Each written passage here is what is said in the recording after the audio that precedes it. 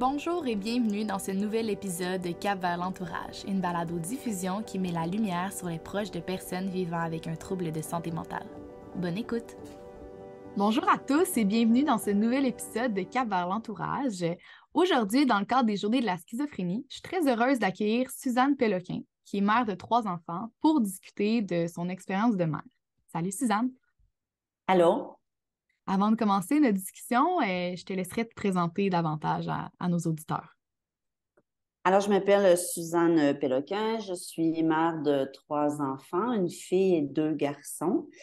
Une fille d'une quarantaine d'années et un garçon de 36 ans et un autre garçon qui a eu 30 ans. Je suis professionnellement, j'ai vécu une vie professionnelle très, très riche et stimulante. J'ai travaillé dans le réseau de la santé pendant plusieurs années. J'ai travaillé dans les organismes communautaires, j'ai occupé différentes fonctions donc dans ces milieux. Et aujourd'hui, ben, je continue encore d'accompagner, d'aider des organisations ou des personnes dans leur mieux-être. Pour entamer notre discussion sur le thème du jour, là, est-ce que tu pourrais nous expliquer, selon ton vécu, comment est-ce que tu définis la schizophrénie par ton expérience de mère? La schizophrénie, c'est une maladie chronique au même titre que quelqu'un, par exemple, qui est atteint d'un problème de diabète ou d'un problème d'insuffisance rénale ou d'un problème pulmonaire récurrent. Donc, c'est une maladie qui arrive dans la vie d'un de tes proches dont tu n'avais pas prévu, bien sûr, et dont tu prends conscience qu'elle va persister, qu'elle va rester dans la vie de la personne que tu aimes. Je pense que c'est un premier état de choc quand tu constates qu'un de tes enfants va avoir une problématique de santé pour la vie. La schizophrénie que j'ai vécue comme mère, que j'ai observée, que j'ai entendue aussi à travers le vécu de bien d'autres parents, c'est des périodes de souffrance entremêlées de périodes de succès, d'espoir. C'est des périodes pour la personne elle-même d'incompréhension. Elle ne comprend pas ce qui arrive, elle ne comprend pas ce qui se passe dans sa tête, elle ne comprend pas à faire la différence, je dirais, entre la réalité parfois, puis des hallucinations qui se présentent à elle. Tu sais. Fait que quand tu es dans tes scénarios on a juste toi puis moi à s'imaginer que, tu sais, quand moi, je sais pas, je rentre dans un souterrain, par exemple, un stationnement souterrain, puis qu'il est 2 heures du matin, ça vient vite les possibilités qu'il y a peut-être une personne malveillante qui me veut du mal. Fait que je vais sortir mes clés au cas où je vais regarder en arrière. C'est un peu ça la schizophrénie. C'est aussi avoir des scénarios de ce type-là ou des sentiments que ça va plus ou moins bien, ou dans certains cas, des hallucinations qui t'amènent à pas tout à fait être dans la même réalité que moi je suis. Ceci dit, il serait faux de croire que ces, ces hallucinations font en sorte que la personne a une déficience intellectuelle, qu'elle ne comprend pas, qu'elle est déconnectée de la réalité. On est déconnecté de la réalité seulement quand on est dans un état aigu de la maladie. Et c'est des moments qui sont plutôt restreints quand la médication fonctionne bien. Ça prend beaucoup de courage pour composer avec la schizophrénie. Beaucoup, beaucoup, beaucoup de courage. Parce que la médication, les traitements, sont des traitements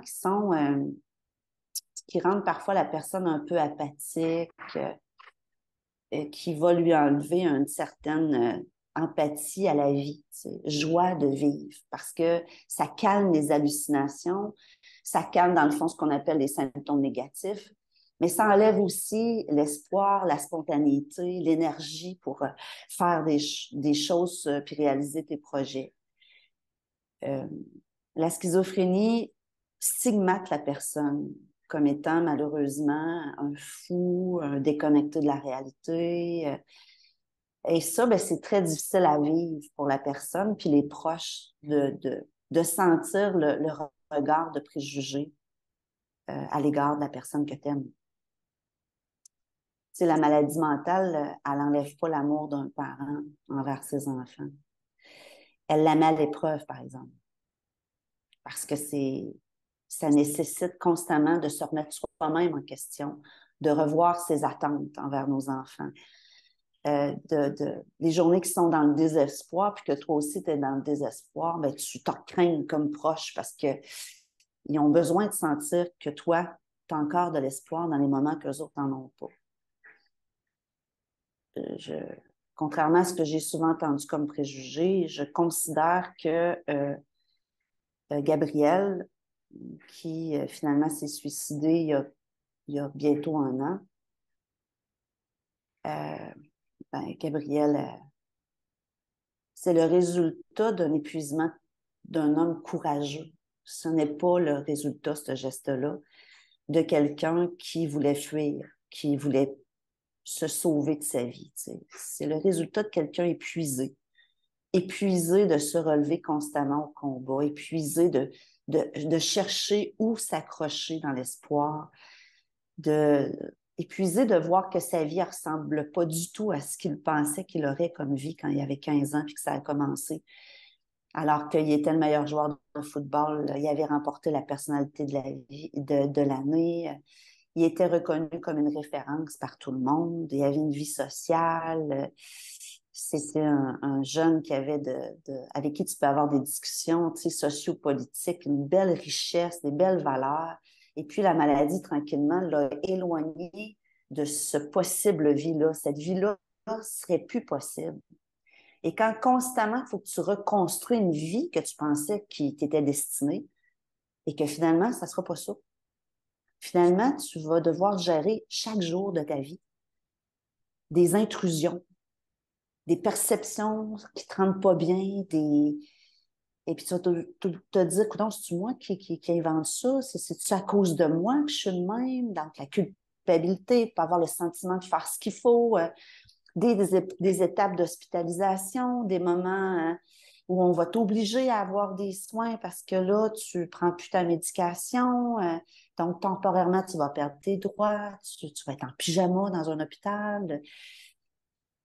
La schizophrénie, c'est une maladie chronique qui demande beaucoup de courage, tant pour les personnes qui la vivent que pour les personnes qui les accompagnent.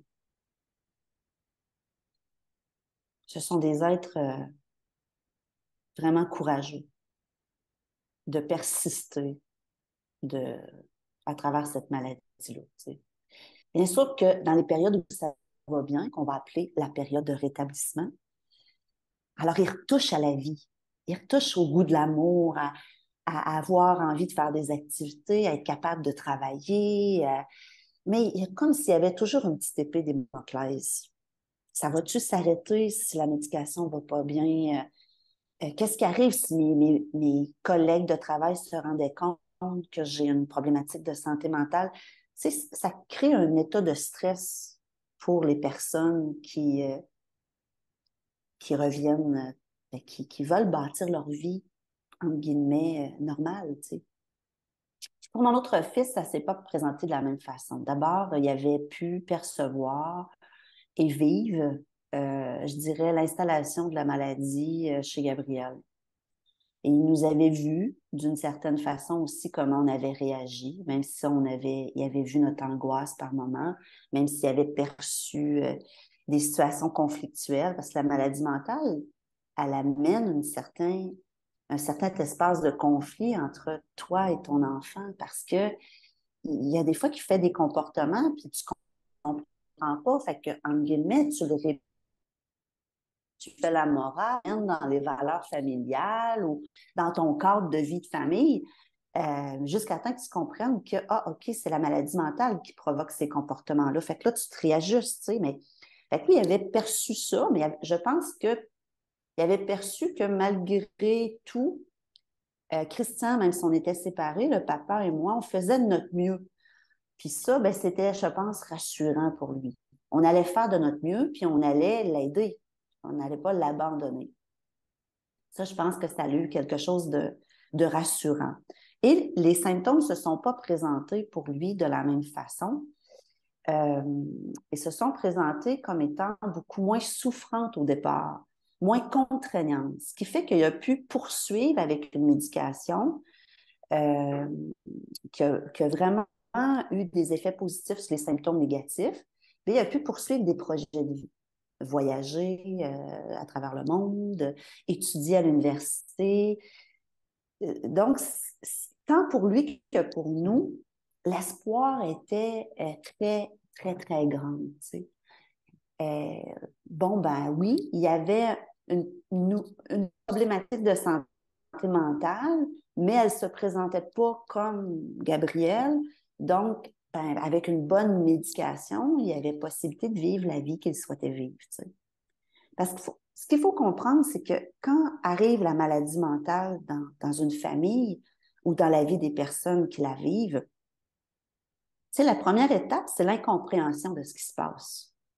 Il y a des comportements, la personne ne comprend pas, ou elle trouve qu'elle va bien.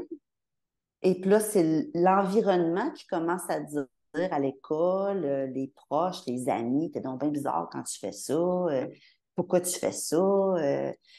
Ben, voyons, c'est normal, c'est correct. Tu sais, tu connais pas ça, en fait, tu peux pas anticiper que c'est négatif encore. Pour toi-même, c'est nouveau, tu sais. Mhm. Puis après, ben, il y a la période de, ben, c'est quoi que t'as finalement? Et là, ben, c'est une période angoissante parce que tu te fais des scénarios comme famille et les personnes elles-mêmes ne veulent pas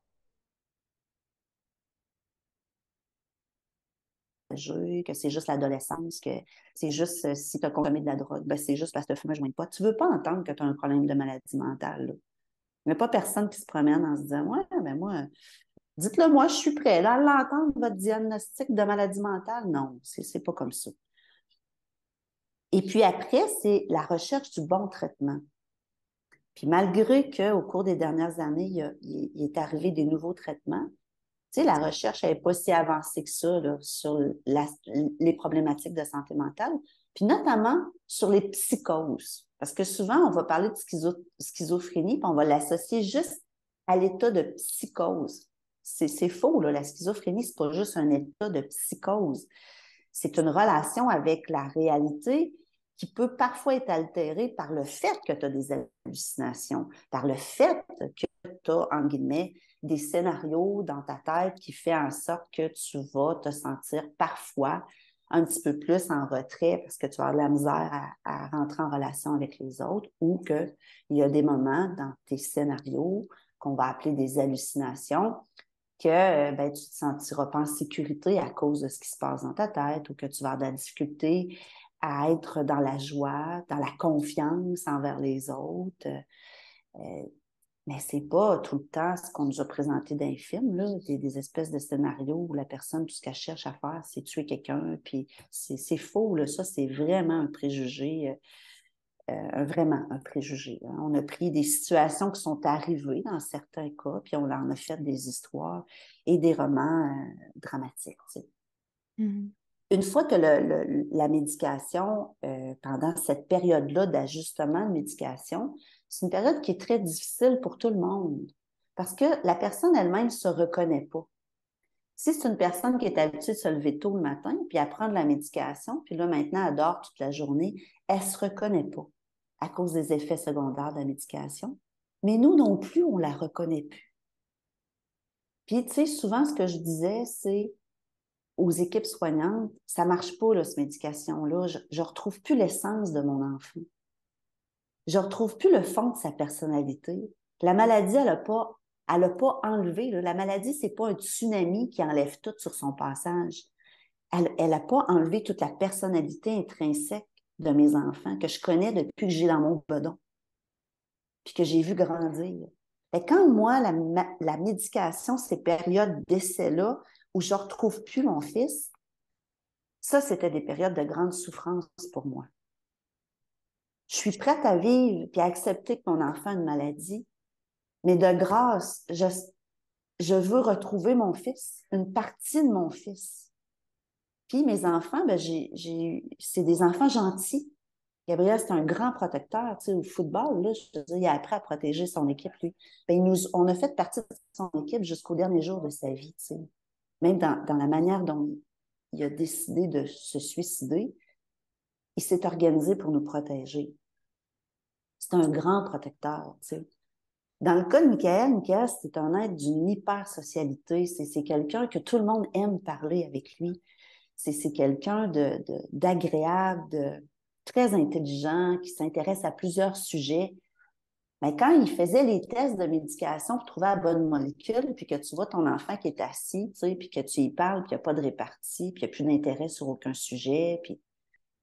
Ben voyons, là, non, là, non, non, là, trouver un médicament qui va faire en sorte qu'il y a une partie de lui qui reste là, puis en même temps que ben, les symptômes qui l'empêchent d'être bien, qui l'empêchent de retrouver l'espoir à la vie, de s'impliquer dans cette vie-là ou de reconstruire une vie plus satisfaisante qu'avec des symptômes négatifs, ben que ça revienne. Fait que c'est une période, honnêtement, terriblement déchirante pour la famille qui assiste et pour les personnes elles-mêmes qui se reconnaissent plus et qui ne trouvent pas beaucoup d'espoir là, à être amanchées de même. Puis après, il arrive une période de reconstruction. Souvent, l'image que j'ai, c'est comme si là, pendant un bout de temps, là, la maison avait été délabrée. Là, on avait trouvé à patcher tout. Puis là, c'est comme si on rentre chez soi, dans notre chez-soi intérieur, mutuellement. Puis là, on réembellit ça. De nouvelles façons de vivre ensemble. On remet du beau dans le fait qu'à nouveau, on soupe ensemble. Mais on comprend que, ben, à cause de la médication, bien des fois, ben, que le souper, on va le commencer à 5 heures, puis pas à 7 heures. Parce qu'une fois qu'ils prennent la médication, à 8 heures, ils s'endorment. Fait que si on va avoir le temps de prendre une entrée, un souper, puis un dessert, bon, on va souper plus de bonne heure. On se réajuste mutuellement. On trouve de quelle façon on va maintenir cette relation-là qu'on avait espérée avant que la maladie débarque dans nos vies. Et à travers ça, ben, moi, dans mon cas, puis dans le cas de Christian, on a décidé de s'investir pour soutenir nos enfants dans cette période-là difficile, ça va de soi, mais aussi dans la période de reconstruction de leur vie, de rétablissement de la maladie. Alors là, tu sais, c'est une période où, comme parents, on ne sait jamais si on en fait trop ou pas assez. Et on cherche quelle est la meilleure façon, parce qu'il n'y a pas une unique façon d'être un bon proche. Il n'y en a pas. Ça va en fonction de tes valeurs, de tes capacités, de ta vie, des autres défis que tu as dans ta propre vie personnelle, de la place que tu souhaites occuper dans la vie de tes adultes, qui reste encore par moment, par période, des enfants. Puis que dès qu'ils deviennent des adultes, tu sais, c'est vraiment une danse d'agir. Moi, j'ai appris à travers ces enfants-là, parce qu'ils ont été des grands enseignants, à mieux savoir c'est quoi mes besoins, à mieux prendre soin de mon propre bonheur, à le protéger quand il est là. Et non pas juste en mettant des limites, mais en sachant qu'est-ce qui me rend heureuse. Parce que quand moi, je suis heureuse, je suis une meilleure maman pour mes enfants, mes 3 enfants. Puis je suis aussi une meilleure grand-maman pour mes petits-enfants. Puis je suis une meilleure blonde pour mon chum. Puis je suis une meilleure citoyenne. Puis parce que j'ai de la satisfaction à ma propre vie. J'ai jamais laissé mes enfants m'amener dans le fond avec eux. Lorsqu'ils étaient dans le fond, j'essayais de maintenir une main près d'eux sans rentrer dans le fond. Mais je peux te dire que c'était dur par moments, tu sais. Mais je me disais, si je m'engouffre avec eux, c'est pas eux qui vont me sortir de là. Ils ont besoin de moi une fois qu'eux autres, ils émergent de cette période de souffrance-là. Puis tu sais, la maladie mentale, en plus, quand tu es une personne qui a une problématique de santé mentale puis que tu es hospitalisée, tu n'as pas beaucoup de visites. ça m'a... Tu sais, j'ai eu des proches autour de moi, des amis qui sont rentrés à l'Institut en santé mentale avec ces longs corridors gris, tu sais, qui fait peur un peu avec tout ce qu'on a pu entendre du Robert Gifford, Saint-Michel-Archange, tu sais, les espèces de préjugés qu'il y avait autour de cet établissement-là, qui n'a rien à voir encore là avec la réalité. Ben, tu sais, quand je demandais à un ami pour que je puisse m'en aller en vacances, tranquille, est-ce que tu pourrais aller à l'hôpital cette semaine voir mon fils, puis aller souper avec lui, puis etc., parce qu'il est hospitalisé, puis que ça file pas bien, mais je voudrais pareil partir dans ma semaine de vacances, qui était prévue avant que lui aille pas bien, tu sais. Parce que quand je vais revenir de mes vacances, je vais pouvoir continuer d'être présente à sa vie, mais il faut que je parte en vacances, tu sais. Puis qu'il acceptait, tu sais, j'étais tellement reconnaissante. Le nombre de fois que moi, j'ai vu autour de moi, tu sais, quelqu'un, par exemple, je sais pas moi, qui avait une opération pour l'appendicite, une fracture, un accident d'auto, un accident de moto. Des personnes, des jeunes adultes sont hospitalisés.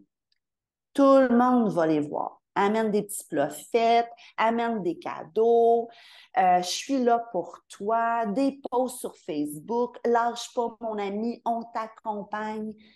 C'est pas comme ça que ça se passe quand c'est pour un de tes proches qui a une problématique en santé mentale, puis qui est hospitalisé en psychiatrie.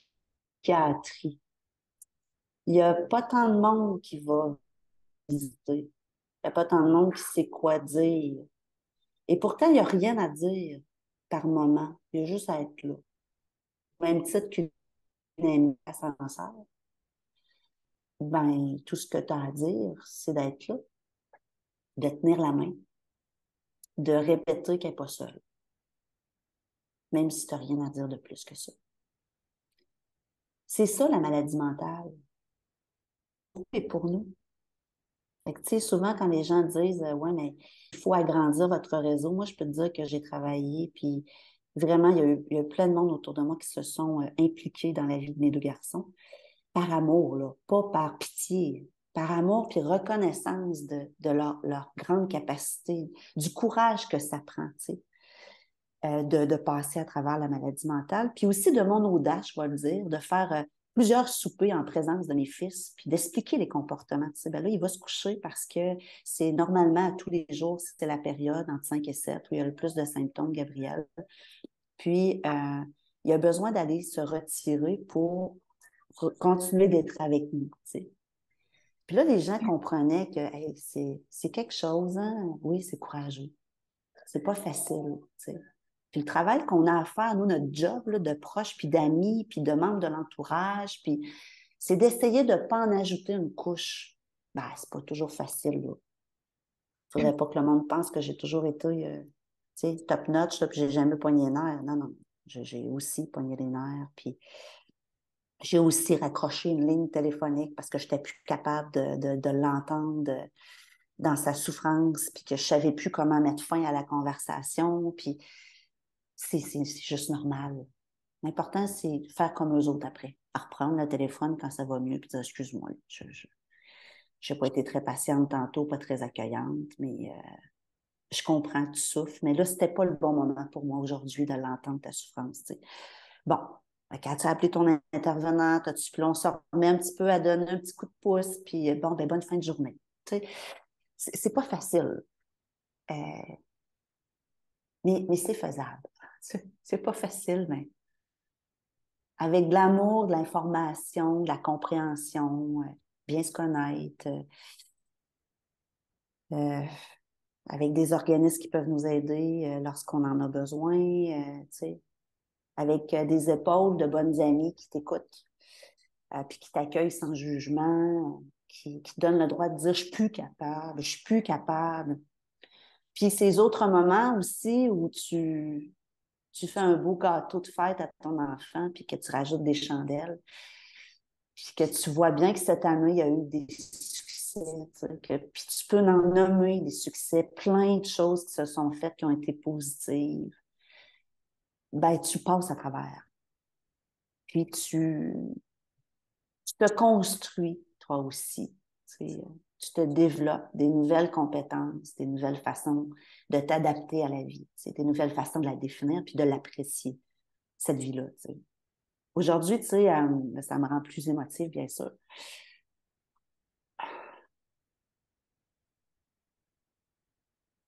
Ça va faire... Excusez.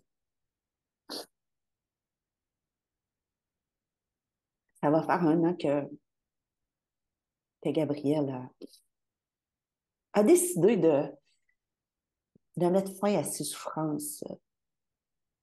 Il a décidé que c'était assez. Justement, tu abordes le suicide de ton fils. Comment est-ce qu'on survit au suicide de son enfant? Comment ça a été quoi ton processus d'acceptation? Ben, ma première réaction, ça a été de lui rendre hommage. Justement, j'étais consciente que les équipes soignantes, les psychiatres, les amis, la famille, mes petites filles, Gabriel, c'est un oncle très attaché à ses nièces, très attaché à sa sœur. C'est un être très familial. Je voulais pas qu'il parte comme étant quelqu'un qui avait raté sa vie, puis je voulais pas qu'on retienne le dernier jour de sa vie. Tu sais, le jour de notre mort, là, c'est un jour sur le calendrier de notre vie. C'est pas toute notre vie. C'est loin d'être toute notre vie. Moi, je voulais qu'on retienne que ce qui avait été. Et je voulais que personne reparte dans la culpabilité. On avait tout fait de notre mieux, tout le monde. Tout le monde. Il n'y a pas à se chercher qu'est-ce qui n'a pas marché, qu'est-ce que... Tout le monde. Ses voisins, c'est tout.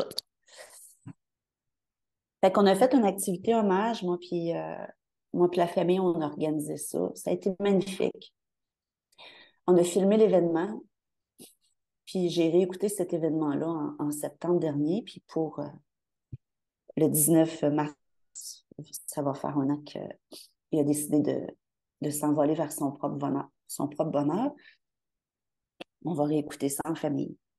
Puis, tu sais, il est venu 150 personnes à peu près qui nous connaissent, beaucoup qui connaissaient Gabriel.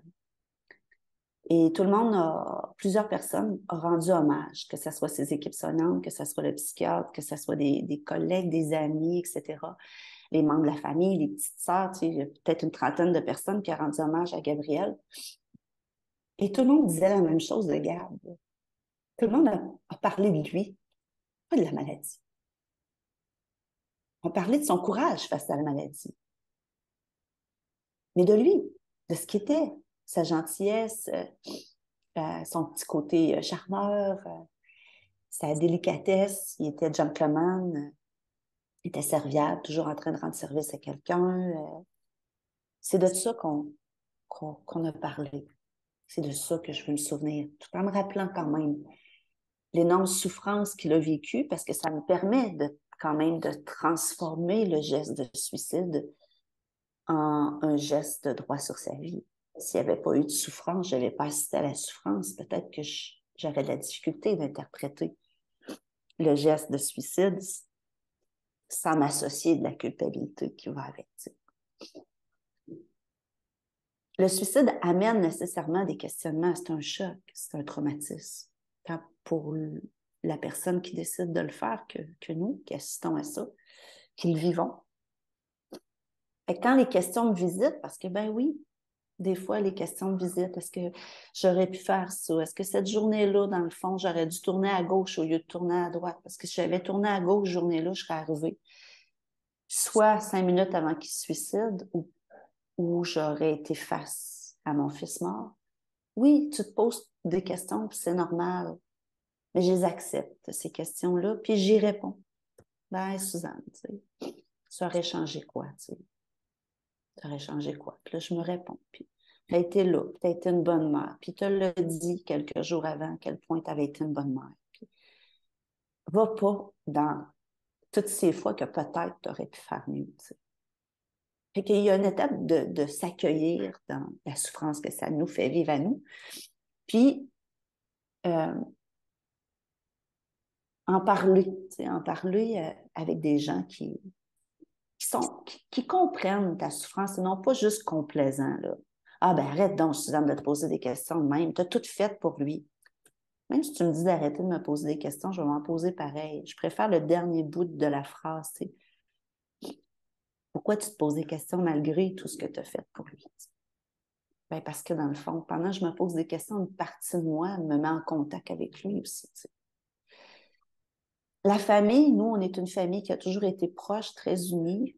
Fait qu'on a fait des rituels. Tu sais, le jour de sa fête, on est parti avec ses cendres. Puis on est allé dans un parc que Gabriel aimait marcher. Puis on a fait un feu parce que Gabriel aimait faire les feux. Puis on s'est répété à quel point il avait été une contribution positive dans notre vie. Les rituels sont importants pour nous aider à transcender la mort de quelqu'un et accepter que cette mort est venue par un suicide. Je fais des activités où je parle de lui. Donc, je le garde vivant. Je le garde vivant dans sa beauté. Et je reconnais que par moment, ben, c'est plus facile de me reposer. Voilà. Ta vision, c'est vraiment beau puis c'est vraiment inspirant. Pour, euh, pour finir sur un peu notre discussion, tu as parlé beaucoup de tes deux fils, des différences, des étapes de tes processus, les hauts, les bas. Puis justement, dans le cadre des journées de la schizophrénie, on parle des schizophrénies, des différentes réalités de tout ça. Puis tu montres toi-même par ton vécu à quel point c'est différent d'une personne à l'autre et tout ça. Donc, de toute la stigmatisation autour de ça. Donc, aurais-tu un message à faire passer aux personnes qui nous écoutent pour faire changer peut-être des regards sur la schizophrénie? Je pense que la première chose, c'est qu'il faut regarder la maladie mentale vraiment au même niveau qu'on regarde une autre maladie à caractère physique. C'est la première chose. Si on met la maladie mentale à part des autres maladies, déjà, on positionne notre regard de façon différente. Lorsqu'il y a quelqu'un dans notre famille, par exemple, qui a un diagnostic de diabète, qui va devoir, pendant une certaine période, être en apprentissage pour ses traitements diabétiques, on est là, on l'encourage, on lui montre comment faire sa petite piqûre, on lui fournit les meilleurs outils parce que maintenant, ça s'est développé, tous les petits tests qui fait que la personne n'a pas besoin de se piquer tous les jours. Comme parents, on va faire des menus ajustés au fait que la maladie se présente dans la vie de notre enfant. Hein? Et bien, si on est des amis, bien des amis vont même faire des gros gâteaux avec moins de sucre parce qu'elle veut qu'elle mange un gros morceau. Si déjà on aborde la schizophrénie dans cette même attitude-là, déjà, ça change tout. Après, la maladie va se présenter de façon différenciée selon les symptômes, la personnalité de la personne, si la personne aussi consomme ou ne consomme pas de drogue, donc ajoute une autre composante qui, je dirais, va amplifier les symptômes. Ça va se présenter selon à quel âge que ça commence. Est-ce que les traitements répondent bien ou elle répond moins bien? Est-ce qu'elle adhère au traitement? Puis quand les gens disent ouais, mais tu sais, ils ont arrêté leur pilule. Non, mais si tu as une compréhension, là, va voir quelqu'un qui est diabétique, là, tu vas voir qu'il y a des moments donnés qu'elle mange son morceau de gâteau parce qu'elle n'est plus capable. Puis tu vas voir qu'elle ne suit pas toujours le protocole. Puis qu'il y a des journées qu'elle ne veut pas se piquer. Quand tu regardes ça sur le même pied, tu vas moins juger ça. Fait que c'est normal, ça fait partie de la maladie à un moment donné de penser que tu es guéri parce que tu ne la veux pas, cette maladie incurable-là. Fait que tu vas remettre ça en question quand tu vas bien parce que tu as l'impression qu'enfin, c'est terminé. Tu ne seras plus malade, tu vas retourner à la vie que tu aurais voulu avoir. Ben, là, tu arrêtes ta médication, puis finalement, oups, c'est pour la vie d'avant. Fait qu'on recommence le processus. Comprendre que ça, c'est des étapes qui sont normales de la maladie. Et les accepter. Et dans ce temps-là, Maudine, que c'est plate, mais il faut encore plus collaborer, convaincre. Puis des fois, malheureusement, on est obligé d'avoir recours à des mesures légales qui sont des requêtes de garde ou des ordonnances de soins. Malheureusement, ça devrait toujours être le dernier recours, mais ça arrive qu'on est obligé de se rendre à des actes comme ceux-ci. Ensuite, ben, il faut continuer de nourrir la vie de la personne. Peut-être que je ne suis pas capable. Tu sais, je me souviens les premières fois avec Gabriel, on aimait ça aller au cinéma, puis ça a été quelque chose qui a été difficile pour moi. Tu sais, nous autres, on aimait beaucoup les films de Marvel, tu sais, puis on allait au cinéma ensemble. Fait que moi, quand il a commencé à être malade, je voulais l'amener au cinéma. Et écoute, au bout de 15-20 minutes, il quittait le film. Je ressortais de là en pleurant parce que je n'étais même plus capable d'écouter un film au cinéma avec mon enfant. Tu sais. Ben, à un moment donné, j'ai compris que ce n'était pas au cinéma que je devais écouter un film avec lui. Puis qu'avec Gabriel, je pouvais écouter encore un film de Marvel, mais il ne fallait pas qu'il y ait de violence dedans parce que ça créait une peur. Alors qu'avant, il n'y avait pas, ça ne créait pas de peur. Puis, ben, notre film, ça allait prendre 2 jours pour l'écouter, 15 minutes à la fois. Tu sais. Mais je pouvais encore écouter un film. Donc, il y a de regarder, poser notre regard sur qu'est-ce qu'on peut faire pour continuer de vivre une relation satisfaisante avec notre proche. Fait qu'il y a une posture qui est à prendre, puis quand tu ne sais pas, puis quand ben, il faut que tu ailles chercher de l'aide pour savoir un peu mieux comment, tu sais. Puis il y a des périodes qu'il faut que tu te reposes, puis que tu te distancies, puis c'est normal, puis c'est correct, puis c'est ce que ça prend, tu sais. Puis il y a un grand niveau de confiance. Tu sais, les gens matures, mes enfants ont pris de la maturité, mais mes 3 enfants ont pris de la maturité. Ma fille aussi, qui n'a pas de problématique de santé mentale, elle s'est développée, c'est juste normal. La différence, c'est que la maladie mentale, c'est comme si elle mettait un frein. Ça va être plus long. Les Mexicains ici, ils disent despacio, lentement. C'est le mot qu'ils disent le plus souvent. Alors peut-être qu'effectivement, tu sais, c'est plus lentement que va se développer la maturité, la capacité d'être autonome, parce qu'il y a des intrusions constantes d'une maladie que tu ne veux pas, que tu ne sais pas trop comment composer avec ses symptômes, etc. Et ben, cesser de répéter les histoires que tu lis dans le journal, tu sais, qui dit ouais, t'as-tu vu ça? Il paraît que c'est un psychotique, là, c'est un schizophrène. Ben, arrête de répéter des histoires de même. Puis au contraire, dis plutôt, ben, Colin, quelle détresse. Quelle détresse cet événement-là qui s'est passé. Qu'est-ce qui a pu se passer pour qu'une personne ben, se retrouve à poser un geste dangereux pour elle-même ou pour les autres? Des fois, c'est juste que la personne, le diagnostic n'a pas été posé ou elle n'a pas de service ou elle n'a pas de réseau pour l'aider. Sors du préjugé. Répète-le pas toi-même, le préjugé. Puis la dernière chose que je dirais, c'est, mais va à la rencontre des personnes qui ont un diagnostic et intéresse-toi à la manière dont ils vivent les choses. Tu sais, la maladie mentale, pour moi, c'est comme si j'avais appris une nouvelle langue.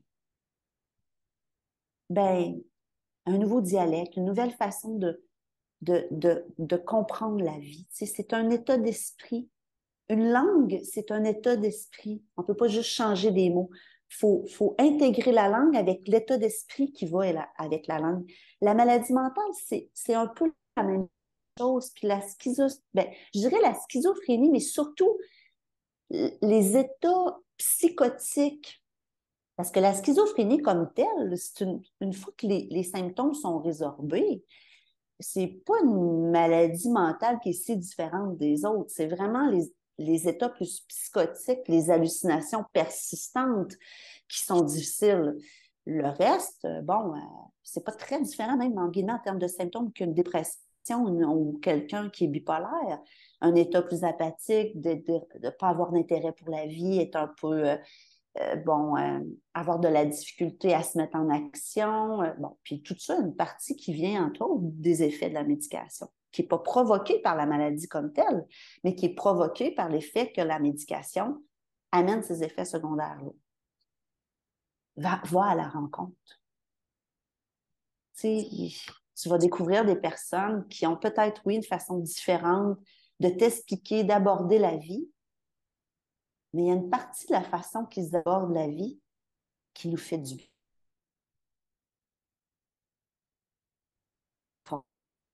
Qui est plus ancré dans la réalité bien basique du quotidien, qui nous fait apprécier des choses simples de la vie. Tu sais. Ils sont des personnes riches qui peuvent nous apprendre beaucoup de choses par cette expérience non choisie, non volontaire, non désirée d'une maladie chronique pour une vie qu'ils vont porter toute leur vie. Avec heureusement, des périodes de joie, des périodes de succès, des périodes où ils peuvent espérer l'amour, où ils peuvent la vivre, y toucher, où ils ont une sexualité, des périodes où ils ont une fraternité, ils peuvent faire de la musique, faire ce qu'ils veulent, ils peuvent étudier, avoir un travail. La maladie, c'est loin, la schizophrénie, c'est loin d'être cette image de quelqu'un qui est en pyjama dans un hôpital psychiatrique puis qui se tire les cheveux. C'est pas ça. Ça, c'est malheureusement, oui, parfois, des moments de leur vie qu'eux-mêmes voudraient oublier. Parce que, tu sais, après une psychose, ils se souviennent de ce qui s'est passé. Majoritairement, ils s'en souviennent. Et ils doivent vivre avec ça, eux aussi. Ils n'ont pas besoin qu'on rajoute des images négatives puis qu'on les stigmatise davantage. En bout de ligne, tu sais, si on me disait, si tu avais à recommencer, Suzanne, est-ce que tu referais la même vie? La réponse est oui. Même si j'assiste au départ involontaire de Gabrielle, j'assiste aussi au succès de la vie de ma fille, à sa beauté, au succès de vie de mes petites filles et au grand dépassement de Michael, à tout ce qu'il réalise d'extraordinaire. Je ne sais pas si j'aurais apprécié autant ma vie dans sa simplicité, dans cette beauté-là, si je n'avais pas eu la chance de rencontrer ces deux enfants-là. Sur ce beau message d'espoir, là. Merci beaucoup, Suzanne, d'avoir bien voulu participer à cet épisode de Cap vers l'entourage, puis d'avoir bien voulu nous partager de ton vécu. Ça me fait plaisir. J'espère que ça va permettre à d'autres personnes de poser un regard différent sur la schizophrénie. Merci d'avoir écouté ce nouvel épisode de Balado Cap vers l'entourage. Pour en savoir plus sur les services offerts par le réseau Avant de craquer, visitez avantdecraquer.com. Vous pouvez également suivre le réseau Avant de craquer sur les différents réseaux sociaux au @avantdecraquer. Parlez-en autour de vous. Envoyez-nous vos commentaires. Ensemble, mettons la lumière sur les membres de l'entourage et brisons les préjugés entourant la maladie mentale.